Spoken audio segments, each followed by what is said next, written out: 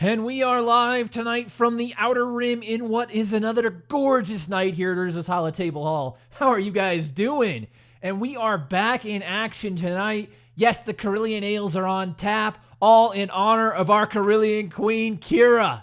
And you better believe we are taking on that infamous Nest Traya comp, something we've all seen way too much of. And your boy Urz just wants to pause for a second, and let's all just take a moment of reflection.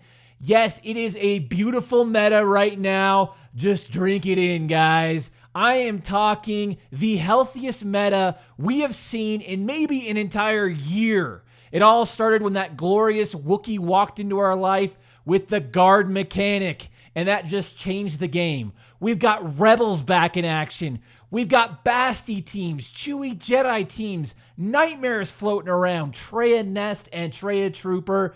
Yes, it is an amazing time on those holotables. And tonight we've even got the Mystifier. Yes, the wild card. We're talking Scoundrels tonight. Lastly, I want to give a big shout out to my man Clash over at DOE. This is his team. He's been running it for about 3 weeks now, maintaining good ground in our top 20. So Hall, I ask the question of all of you out in the galaxy tonight, can Qi'ra be the coaxium needed to boost these scoundrels over the top, or will the Sith triumph? Questions will be answered tonight. Let's hit it.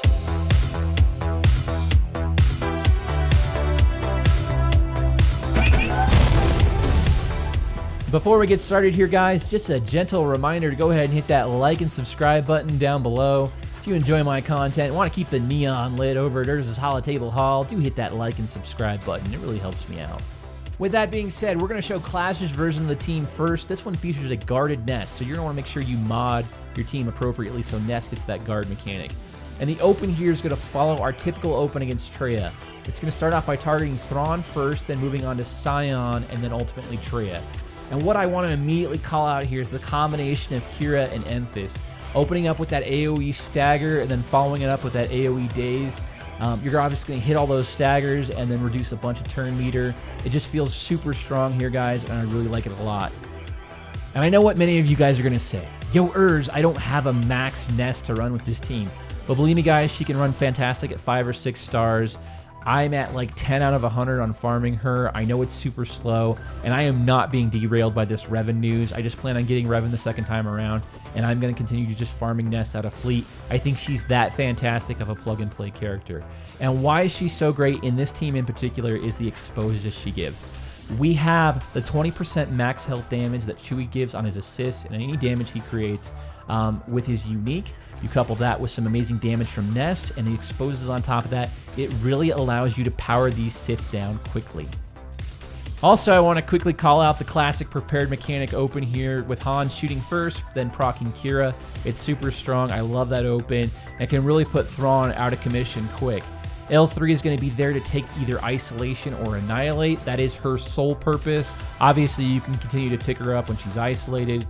But should she somehow make it to the end of the fight, she can be used to kind of keep everybody topped off in that final dance with the opposing Nest. Qi'ra will act more as a controller here, and I'll always prioritize hitting her staggers on Nihilus and Traya over damage on kind of everybody else, because those are the two reasons, Annihilate and Saberstorm, that you could potentially lose this fight. So the Nest comp holds particularly well on defense from what I've seen. And I suspect this is just because of the rarity of max Scoundrels. A lot of people don't have them maxed up yet, so they're unfamiliar with what to do against them. And for that reason, I'd kind of paint the team as a Mystifier.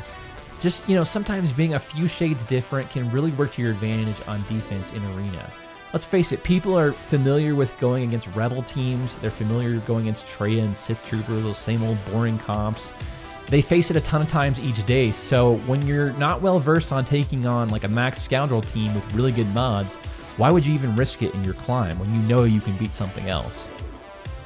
The next version I'll show you here, guys, is an even more accessible version of the team. We're going to put Bossk in the place of Nest. A lot of people have just finished farming their Bossk up to 7 stars, so this will allow them a place to use him. And I know we're a little bit off flavor here, guys. You know I love my flavor. But Bossk is a bounty hunter, but at the same time, he's a scoundrel. I will remind you, in the Han Solo movie, he did get the mention. So, With that being said, you're going to notice a ton of offense is just lost here, guys, but it can still work. I assure you, it's just a more defensive-focused team. L3 is going to be there taking isolation very early on. You just want to ensure she has taunt up at the start of each one of her turns. She has multiple ways of getting prepared or even putting taunt up, so it shouldn't be much of an issue.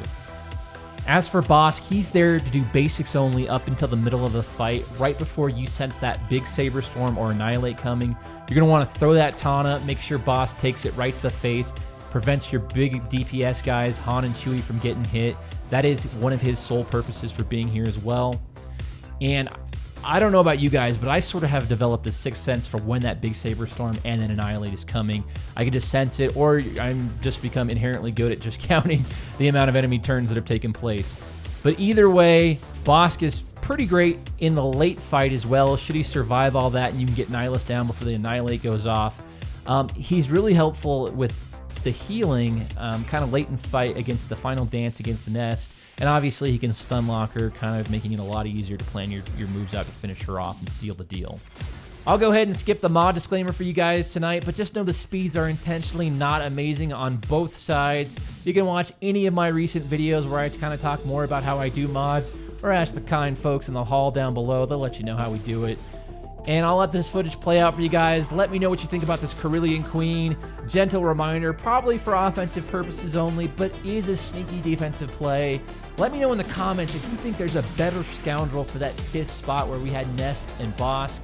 Lastly, a couple more birthday shout-outs here in the hall. October birthdays, Zune, Denagwe, I think I got that right, Scott Deluia, and Mr. Penny Pinch. Guys, I hope you all have an amazing birthday. Why don't you swing on by the hall tonight?